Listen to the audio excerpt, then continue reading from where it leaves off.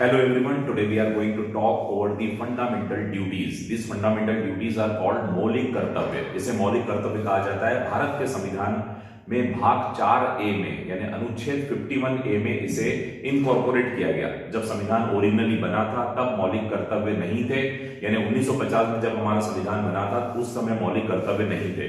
ये मौलिक कर्तव्य 42वें संविधान संशोधन 1976 में से जोड़ा गया है. 1976 में मौलिक कर्तव्य को स्थान दिया गया. रशिया और जापान के संविधान से प्रेरित होकर हमारे संविधान निर्माताओं ने हमारे संविधान में इसको इनकॉर्पोरेट किया. शुरू में जब जोड़े गए थे 1976 में, तब इसमें 10 मौलिक कर्तव्य थे जो बढ़कर आज 11 हो चुके हैं. यानी 2002 में एक मौलिक कर्तव्य और जुड़ गया.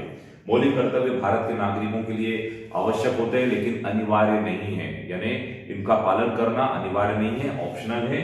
जो व्यक्ति चाहे तो मौलिक कर्तव्य का पालन करेगा, इसके लिए कोई सजा नहीं है.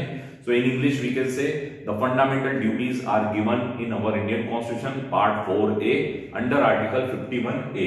This fundamental duties are very important to follow by the Indian citizens. Actually, it was not present in the original constitution. It was incorporated by 42nd Amendment 1976.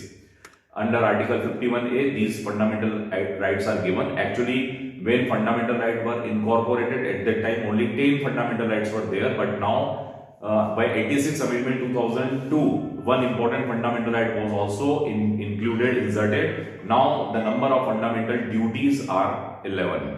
अब फंडामेंटल ड्यूटी 11 है. these are not mandatory, these are optional, and we have borrowed it from the Russia and Japan. I hope this information is fruitful for you. Kindly watch. Thank you for watching this video. Kindly subscribe YouTube channel Law Easy. Thank you so much.